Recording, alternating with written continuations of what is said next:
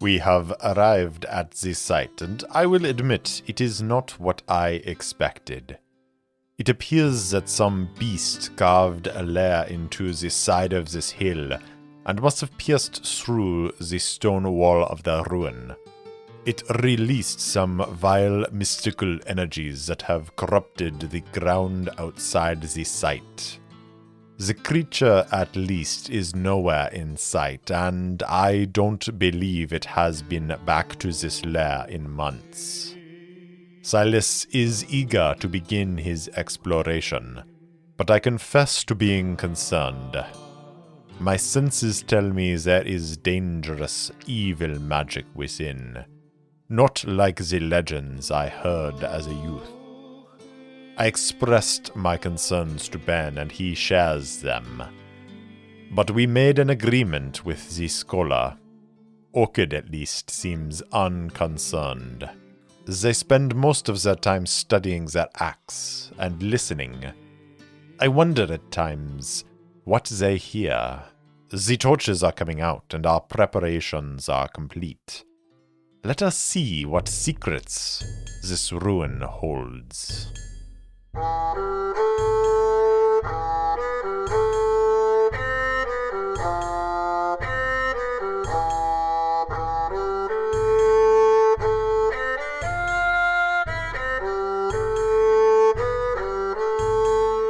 Welcome back for another episode of Errant Adventures. As always, I'm your game master and solo player, Steve Morrison. On this week's episode, Arid and the others begin their delve of the Aelfhime ruin and stumble upon a multitude of dangers. Find out what they discover on episode 28, Signs of Decay.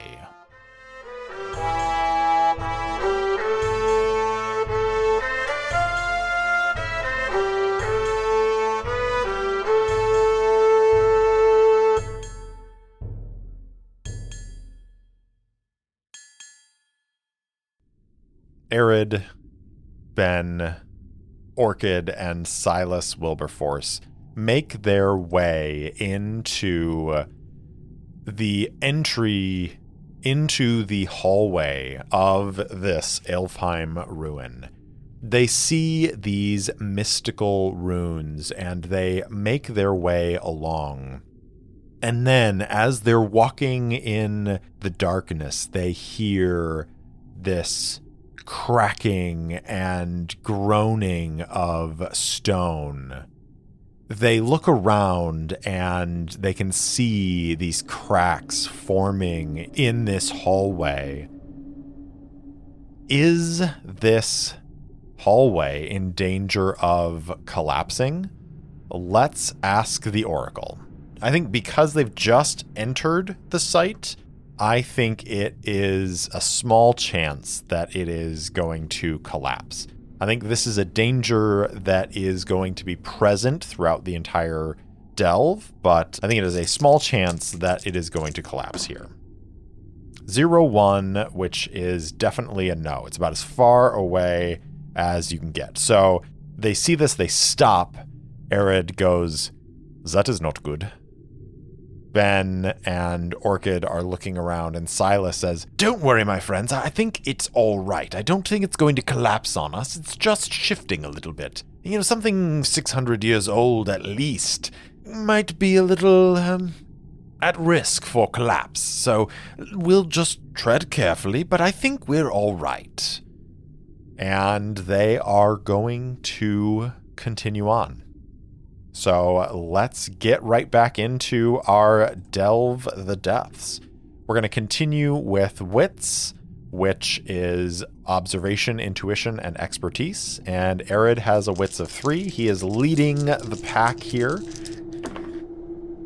We've got a 6 on the action die, a 2 and a 9 on the challenge dice for another weak hit.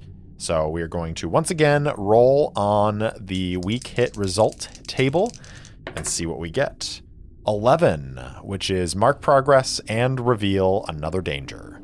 So we're going to take ourselves up to 2 boxes of progress on this, and then let's once again take a look at the features and see what this corrupted ruin is like.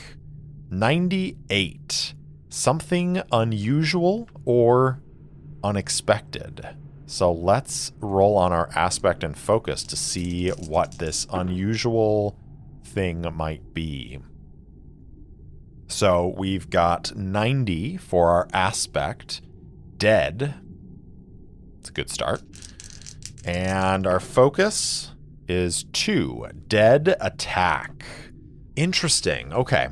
So what do we know about Aelfhime and this ruin? So Aelfhime was this advanced civilization on this island in the center of the sea, and it was ruled by the Fae back when they were a willing participant in this world.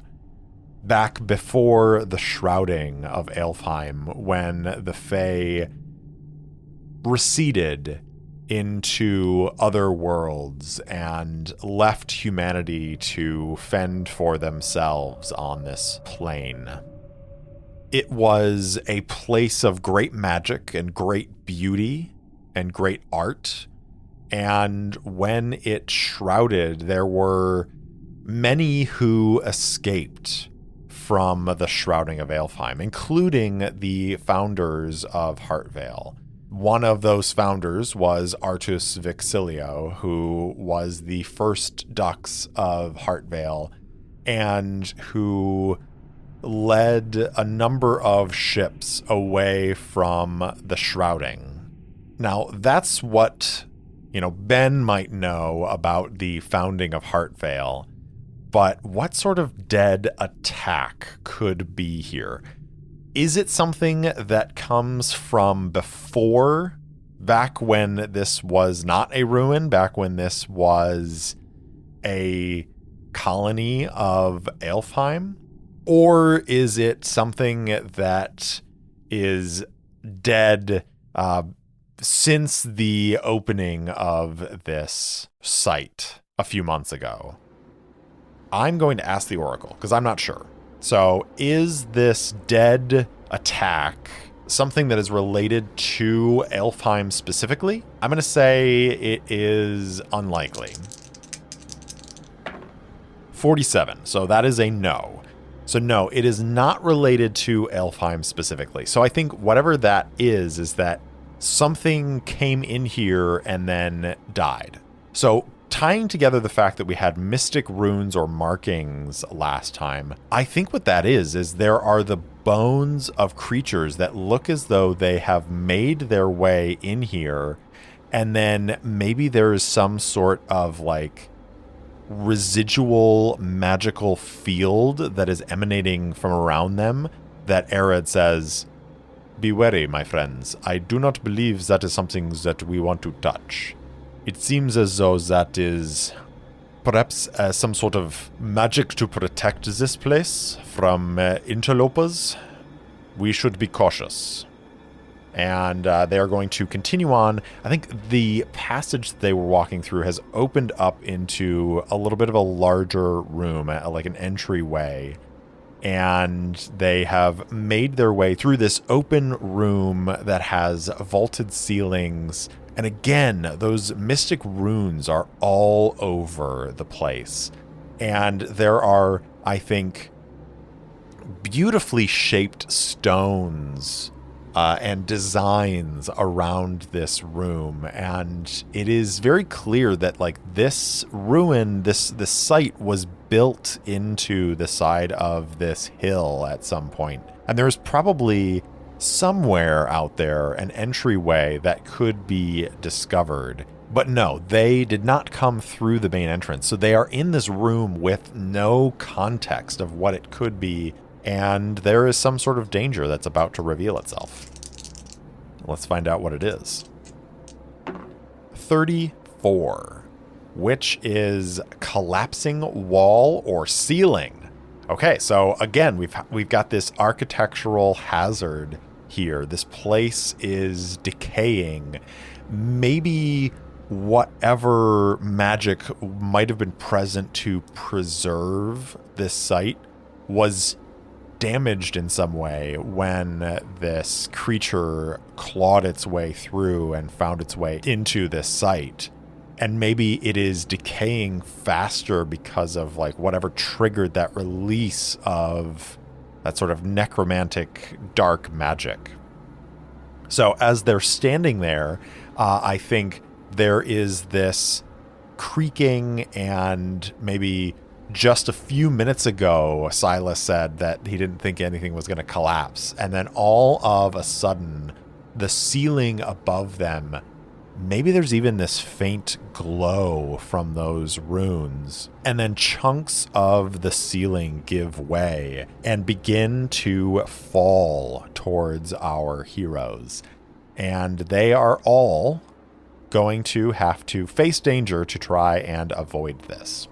So I think this is going to be speed, agility, or precision in pretty much all of their cases. For Arid, he has an edge of 2. So this is going to be a +2 on this face danger. 5 on the action die, 7 and a 10 on the challenge dice. That is a miss, and he only has 7 momentum, so he's not going to be able to counteract that because he would need 8 momentum to override that 7 on the challenge die. So I am unfortunately going to fail with Arid, and the progress is undermined by a dramatic and costly turn of events. Now, this is one of the cool things about Ironsworn is, yeah, the obvious complication here is probably that Arid gets hurt. But we don't necessarily need to go to that right away. So I'm going to roll on our pay the price table and see what option comes up. It is harmful is one of the options, but there are many other opportunities. 23. Your action has unintended effect. I mean, I think that's probably obvious. It alerts something, and it alerts one of the denizens that there is something going on here. And so I think probably the next time we reveal a danger, we should just not roll. We should just say that it's a denizen that attacks. So Arid dives out of the way, but in so doing, maybe he doesn't even dive out of the way. He uses his magic because he is a mage, and he holds up his hands and he creates this shield around him, and the stones collapse and they shatter into bits against this magical barrier that he raises around himself. But in so doing, maybe there is some interaction with the mystical nature of this site, and there's some sort of like keening sound that happens, which everyone hears and sort of shrinks away from. And I think that will be the thing that alerts one of the denizens. Now, Ben also has an edge of 2, so he is going to roll his face danger at +2. 3 on the action die, a 1 and a 3 on the challenge dice for a weak hit. So on a weak hit, he is successful but faces a troublesome cost. Can lose a momentum, take harm, take stress, or lose a supply. Well, I'm at 1 supply, so I don't necessarily want to lose supply quite yet. But I don't know that I also want to tick down harm or stress at the moment. So I've got 3 momentum. That is going to take me down to 2 momentum.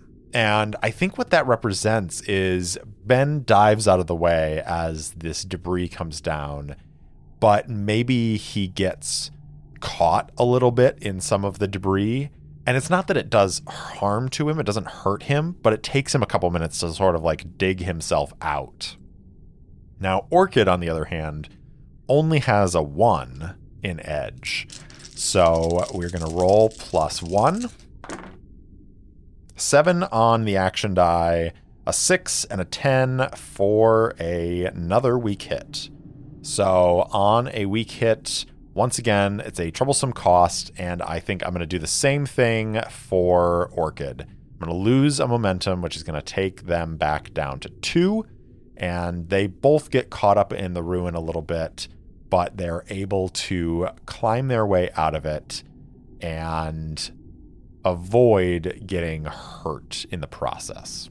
So we're at 2 progress on our delving of the depths here, And so far, we have just interacted with dangers, and we need to really find some opportunities here. So let's go ahead and roll plus wits again as we continue on.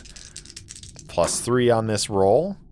It's going to be a 5 on the action die, a 5 and a 2 on the challenge dice for a weak hit. Now, I could burn my 7 momentum to turn that into a strong hit, but I want to keep that momentum for something more dangerous. So on a weak hit, I am going to roll once again on the Wits weak hit result table. I got a 64, which is choose one, mark progress, or find an opportunity. Well, I was just complaining about how I needed to find an opportunity, so I am going to choose that. When you encounter a helpful situation or feature within a site, roll on the following table. Before I do that, let's go ahead and roll our feature. 09. More mystic runes and markings. So this place continues to be a well-designed mystical site. And let's roll on our opportunity. 19. The terrain favors you or you find a hidden path. Okay, perfect. So there were, I think I said 3 passages that led off from this sort of adjoining room that they came into. And when that bit of debris came falling down from the ceiling, it collapsed and I think crashed against one of the walls, and a crack formed in the wall.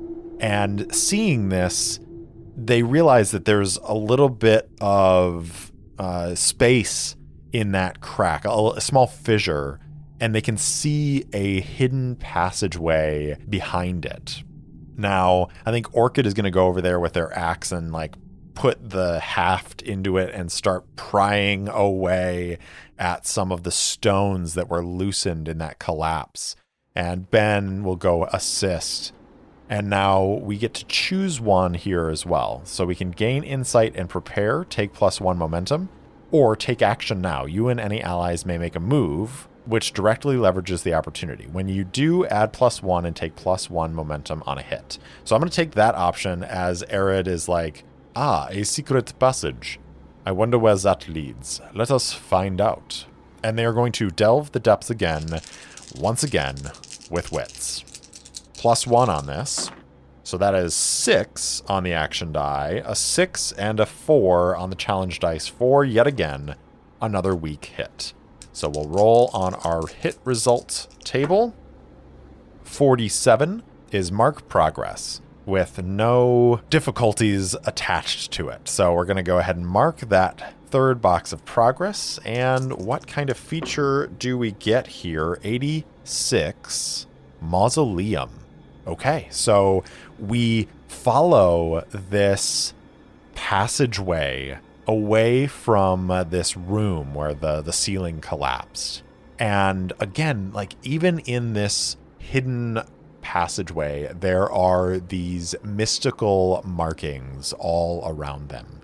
And they make their way down this passageway until it opens into another small room. In this case, much smaller than the room that they were in. And I think there is a door on the far side of this room. A door that looks like it opens from the inside and leads out. But this is a mausoleum. And so there is a marble block. Maybe it's even obsidian.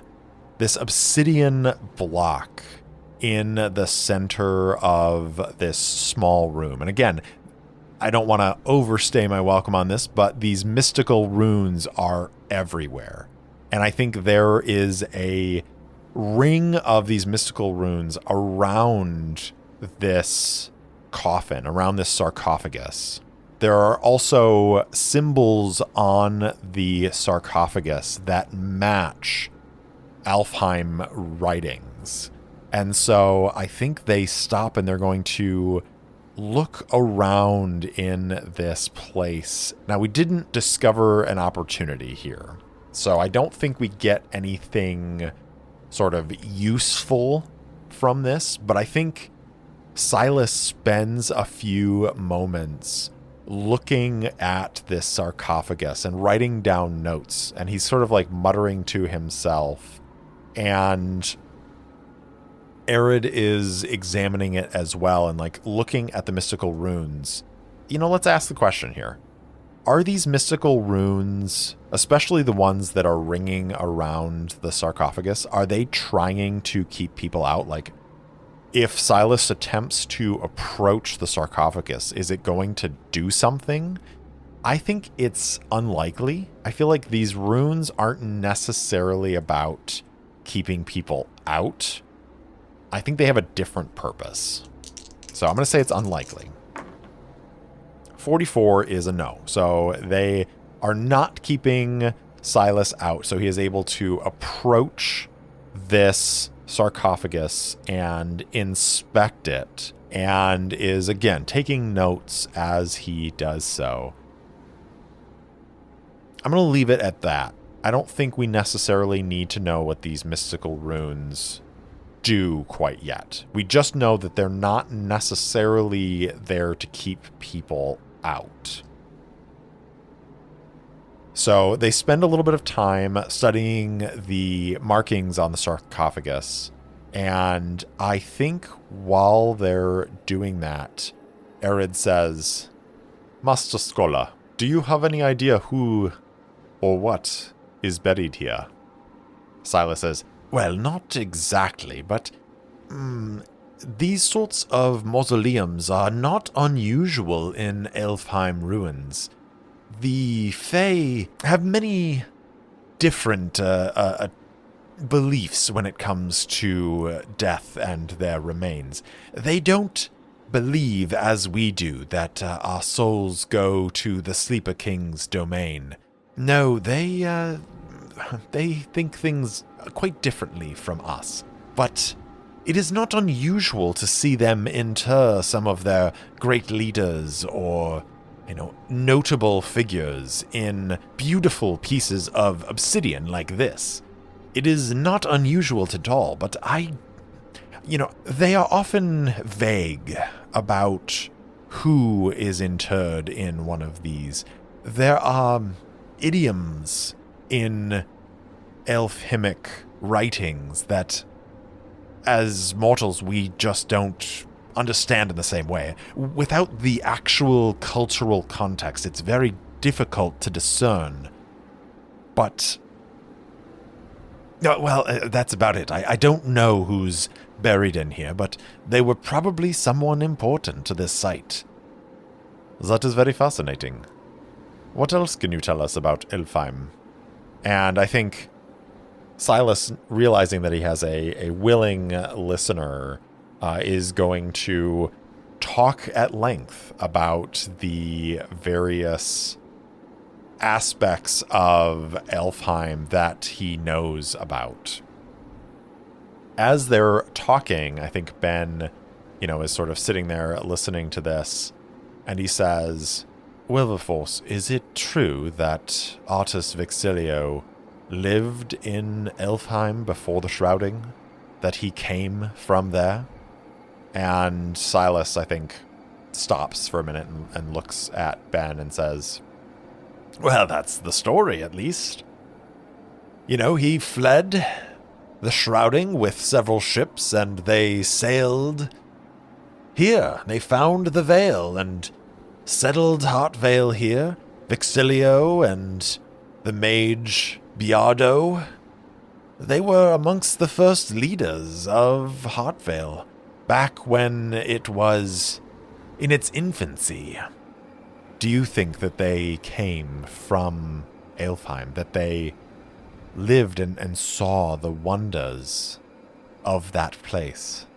"I like to think so. There are certainly aspects of Heartvale, especially the old district of the city. I mean, even Wolfsong, the walls there are crafted with a magic that is beyond our capabilities now. It is as though they were risen. The stone rose from the ground and was shaped into the form that it is now, and we just don't have that same craftsmanship anymore. It's really a pity. And I think as they're talking, Orchid is like, well, this is all fascinating. We might want to get moving. I think I hear something scuttling around back in that room that we were in. It might have alerted something to our presence when all that stone came down. Oh, that's terrifying to think about, Silas says. And Arid nods and says, it is a good point. Let us be going. And we are going to continue to delve the depths. I think, again, we're going to move with observation. Although I wonder if, with that little revelation, that we might be moving with a little bit more stealth. So I think I'm going to turn it over to Ben, which is maybe a bad idea, because we know how Ben rolls. And Ben is going to take the lead and is going to lead them through the door and into the corridor beyond, and they're going to try and move quietly. So this is going to be +3 because Ben's best stat is Shadow. Here we go. 4 on the action die, a 3 and a 7 on the challenge dice for another weak hit. So once again, I'm going to roll on my weak hit results, this time on the Shadow part of the table. It's the same basic results, it just has a different probability depending on what you're trying to do. So I rolled a 13, which is mark progress and reveal a danger. So I am going to mark 1 box of progress. That's going to take us to 4 boxes of progress. And now we are going to reveal a danger. And I think I was successful on that Shadow because I did get a weak hit. So I'm going to ask the Oracle if the danger that we reveal is a creature. Because I said that was going to be the next danger revealed. But with that successful-ish stealth, I'm going to say it is likely that a creature is the thing that is revealed as the next danger. 86 is a yes. That is the case. So we have our list of denizens. So we have very common cave spiders. We have imps as a common denizen. We also have a common denizen of lightning vines. We have a dire mole, the transparent dire mole that burrows. And then we also have our bone bear, which is rare. So I'm going to roll and then see which of those comes up. There's basically a matrix, and if I roll any of the other open things, then we're going to roll up a new creature. 66 lightning vines. Okay, so maybe this is the thing, right? They are sneaking away from whatever was scuttling around in that room that they left. And maybe they're so focused on sneaking away from that they end up walking into a nest of these lightning vines. So let's see what our feature is of where they might be, where they run into some lightning vines. 62. Rubble-choked hall. Okay, so once again, they emerge out of this hallway into this long stone hall. And there are pillars along this hallway that have collapsed. And there are parts of the ceiling that have come down. And there is earth and debris from the hill above where this stone structure was that has like come collapsing into here. Which is perfect because I think these lightning vines are basically vines that started growing up in the soil in this room and then were corrupted by whatever dark magic taints this place. So they are walking along and they are making their way through this long hallway winding around pieces of debris and detritus that have broken apart and collapsed. And I think we should ask the Oracle, are they ambushed by these lightning vines, or do they know they're there and then therefore are able to try and make their way around them? I think it is 50-50. So are they ambushed? 50-50, 46 is a no. No, they are not ambushed. Okay, so they see them coming. And once again, Ben is in the lead here. And I think he is going to call everyone to stop. And he's like, hold. Don't go any further. Those vines ahead, they're moving. And he sort of like squints at them. And Arid says, yes, I believe they are, well, alive for lack of a better term. I think that we should try to avoid them. Yes, I agree. Follow me, and I'm going to have Ben face danger with Shadow, and that is going to apply to the whole group. So he is going to attempt to maneuver them around these vines stealthily. +3 on this roll. Let me make sure I don't have any assets that would be helpful here. When you make a move to breach, traverse, or hide within an area held by an enemy force, add +1 and take +1 momentum. I'll take it. So this is an infiltrator asset. So I'm going to take +1 and take +1 momentum on a hit. So I'm rolling at +4 here. 7 on the action die, a 6 and a 7 on the challenge dice for a weak hit. So that is going to increase our momentum up by 1. And we succeed, but at a troublesome cost.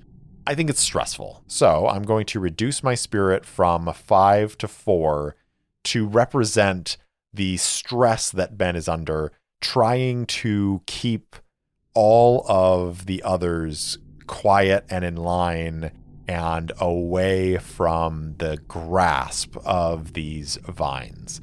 But they are able to successfully maneuver their way around. And they are going to move past and head into the next section of this ruin. So once again, I think we'll continue rolling plus Shadow on this as we make our way onward. Ben continuing to lead. It's going to be a 6 on the action die, a 2 and a 7 on the challenge dice for a weak hit. Apparently we are only rolling weak hits on Delving the Depths. So we'll go ahead and roll our percentiles, which is 9. That is going to be another mark of progress and another revealing of danger. So our progress goes up to 5. We're making good progress throughout this site, but we're going to reveal another danger. So first of all, let's take a look at our feature. 4. Mystic Focus or Conduit. Okay, so they are making their way through this hallway, through this long, rubble-choked hall, and they avoid these lightning vines. They make their way to the other side through an archway and into a small room. I think this small room is at the heart of 4 halls. They just came from one, and there are 3 archways, one that leads off in each cardinal direction. And in the center of this room is some sort of arcane focus, some sort of mystic conduit. And let's roll action and theme to see if that gives us an idea of what it could be. 3. Weaken. 72. Power. Weaken. Power. Okay, so it is, I think, a sliver of some sort of metal, like some sort of ore, perhaps, that has been pulled from the earth and it is hovering. It is floating in the center of this chamber, and there are wisps of energy that are flowing out through the archways of these other halls and flowing into this floating, twisted piece of like greenish gray ore that is just floating there in the air, and there's this faint hum. And do Ben and Arid recognize the feeling of this? Because I have a specific thought in mind here. I am going to say it is 50-50. 94 is a yes. Yes, they do recognize it. So they stop. And Ben turns to Arid and says, "Do you feel that?" Arid nods and says, "I do. It is similar to the feeling we got in that estate." "Yes, I feel it as well. That sickness. That whispering. It is troublesome indeed to think that there is a connection between this and that." "I agree. We should be mindful of that as we go forward." And Silas is like, "And what are you talking about? What estate? What feeling are you referring to? Is it that slight layer of nausea?" And Ben says, "Trust me, Master Scholar, it's better if you don't know." At which point Silas sort of raises his hands and says, "All right, keep your secrets. That's fine with me." And let's see what danger is revealed. 21. Mystic Barrier or Ward. Okay, so they have this exchange, and then Ben says, "Well, it seems like we could go one of three directions. How's everyone feeling?" And they debate for a little while, and they pick one of the directions. And then as they walk forward, that filament of energy that was wafting through the archway and entering the floating ore, it shimmers a little bit as Ben tries to cross the threshold, and this energy, similar in color to the ore, gray, green, fills the archway and prevents them from moving onward. Now, that's a problem, because they try the other paths, and the other paths, they can't cross the threshold either. And then finally, Ben goes back to the hole that they came through, and they can't make it through that either. All four of the exits from this room have been blocked off by some sort of mystical barrier that they cannot force their way through. Orchid, I think, pulls out their axe and starts swinging and trying to chop their way through the mystic barrier, but very quickly realizes that that is a futile gesture. Arid is going to say, "Let me try something. Everyone, stand back. This could be very dangerous. We'll find out." And he is going to focus his arcane talent and is going to attempt to absorb the mystical energy from the barrier that is preventing them from leaving on the path that they originally tried to go. And he has the Invoke Ritual, which is an asset that allows him to attempt to consume mystical essence of his surroundings. And we're going to do this plus wits.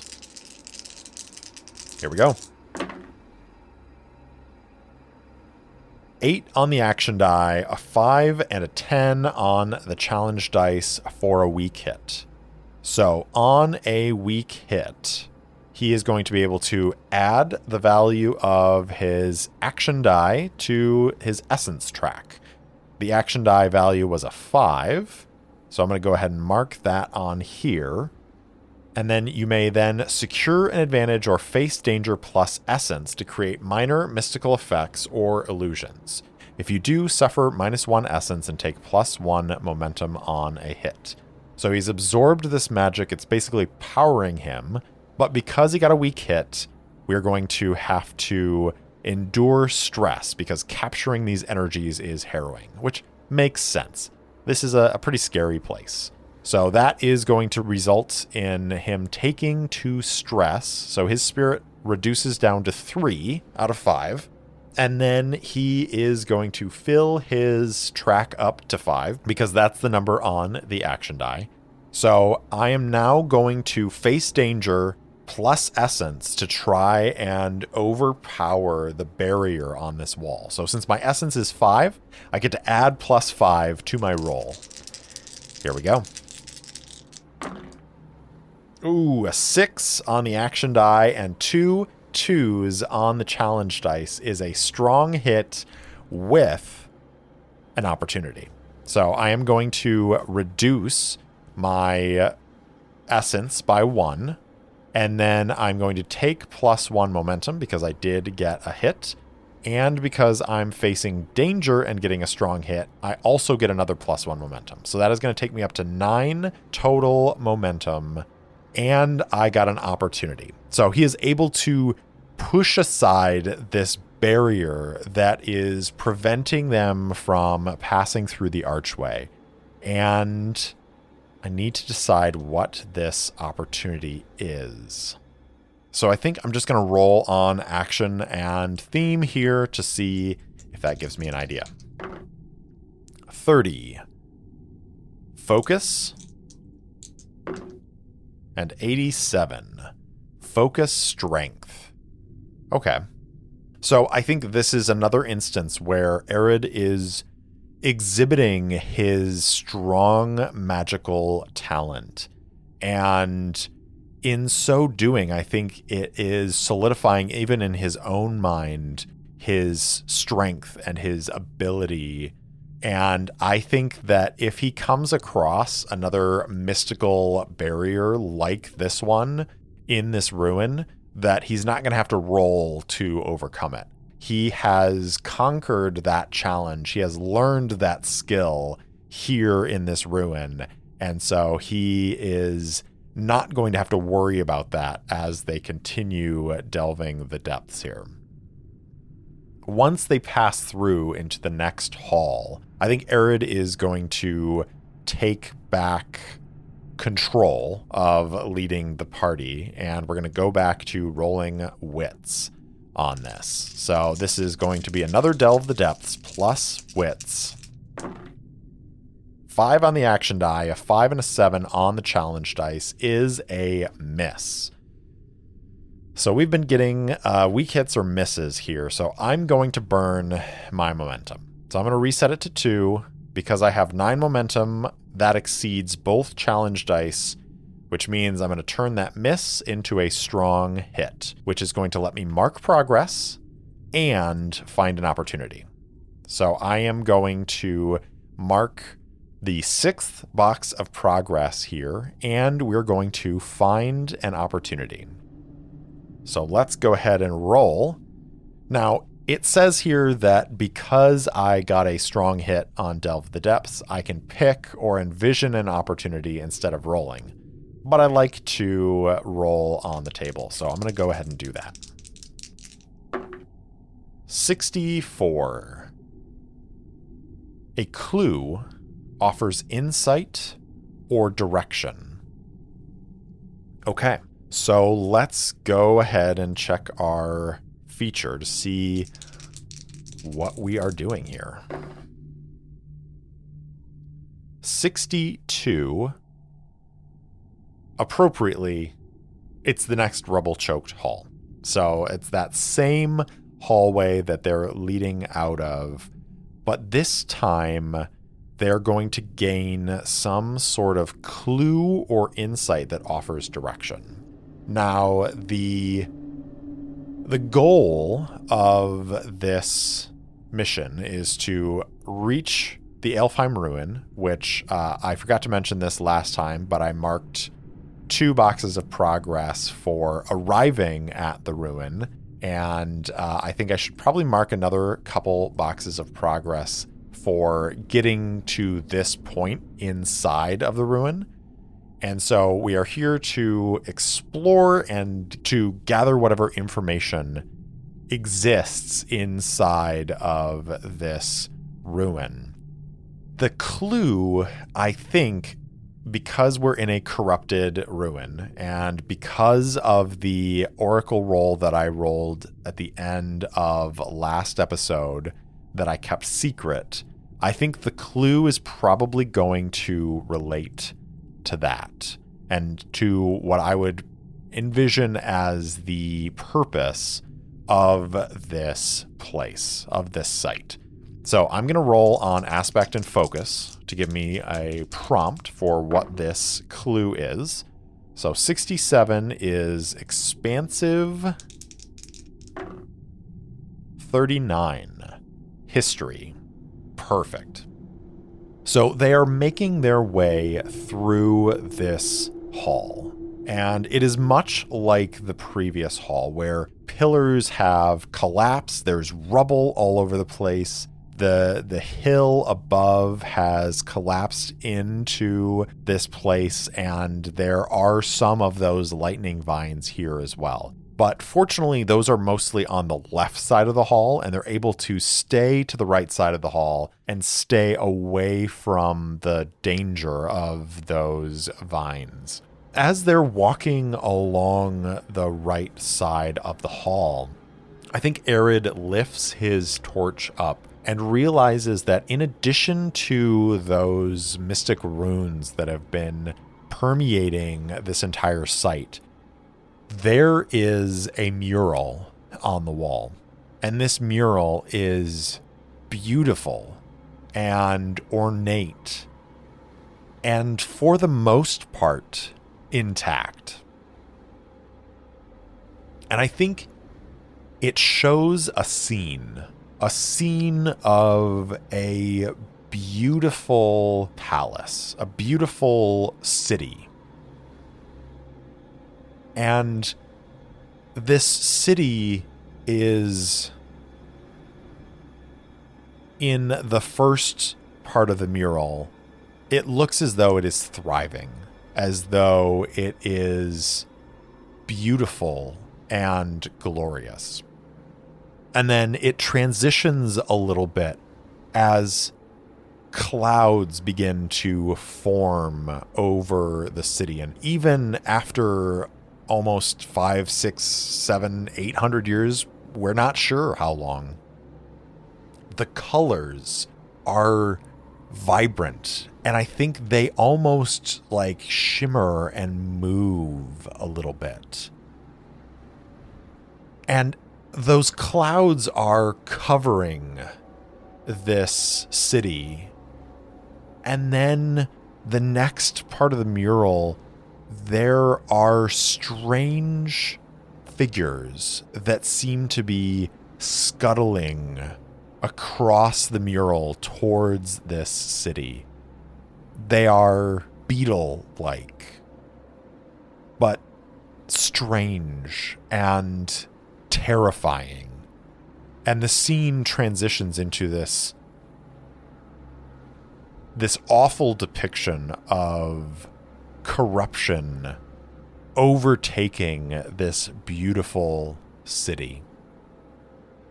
In the next part of the mural, there are those who stand in the center of this city, and they have stars on their foreheads, and they take hold of these beetles, and they're huge, and it's as if they're fighting them hand to hand. And there are 7 of these figures. And as the mural continues on, they are wrestling with these strange insectoid creatures. And then it becomes clear as it continues on that some of these insects are thrown down and destroyed, and some of these figures with their star on their forehead are torn apart. And finally, as this mural continues, there is only one beetle left, and there is only one figure with a star on their forehead. And they are locked in this struggle. And through the mural, it becomes clear that this struggle continues on and on. And then there is a scene of the figure with the star breaking apart the beetle. And then the final scene of this mural is that golden city, beautiful and glorious once again. There is an image of one figure with a star on their forehead, and they are leaving the city. And as they're leaving the city, they are carrying the pieces of that beetle with them. And as the mural winds its way towards the far wall of this hall,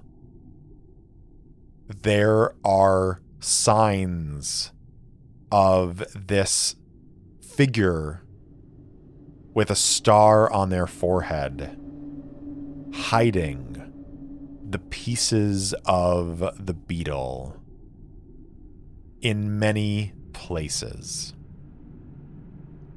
All four of them are looking at this mural, and they're all studying it.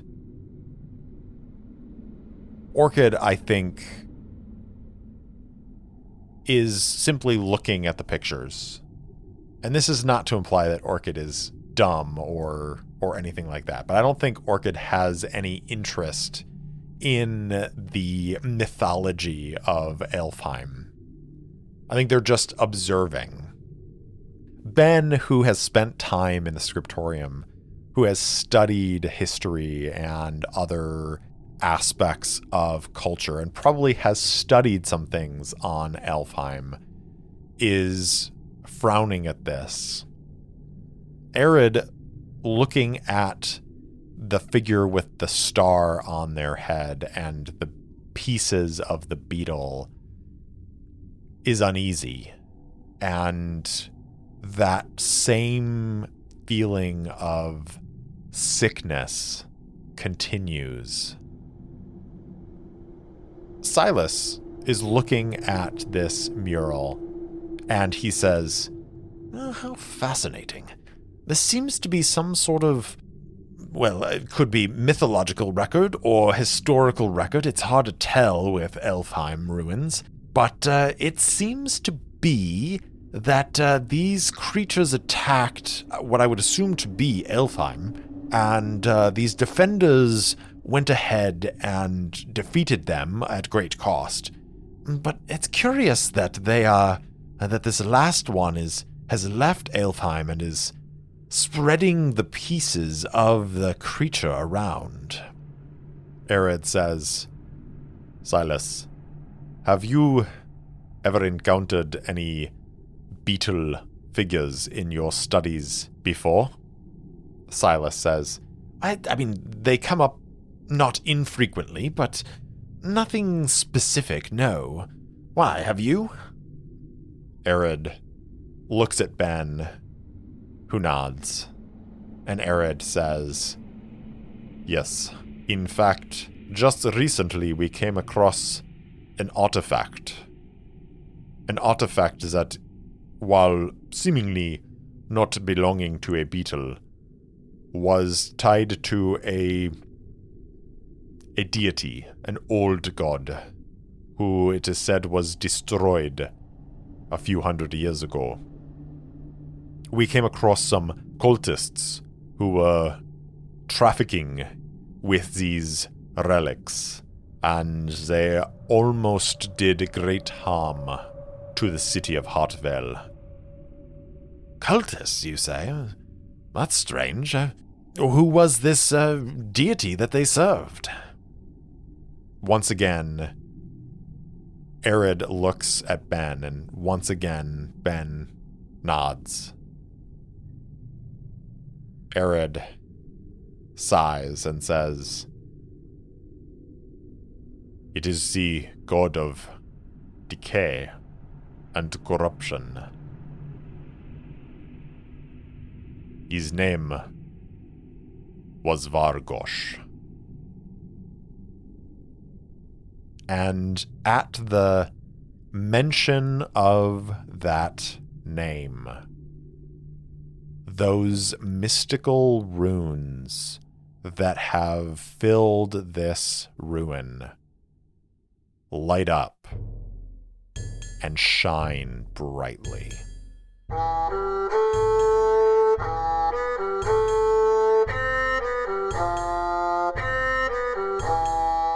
Thanks for listening to Errant Adventures, and thanks so much to Syrinscape for the lovely ambient sounds and music throughout the episode. If you enjoyed the show, please tell anyone and everyone in your life about it. And if you haven't already, please rate and review the show on your favorite podcast app. It really does help others find me. If you want to interact with me, my handle on Instagram and Twitter is @ErrantSoloPod, or you can email me at errantsolopod@gmail.com. I also post short fiction and campaign-related materials on my website, errantadventurespod.com. Thanks again for listening, and I'll see you next time.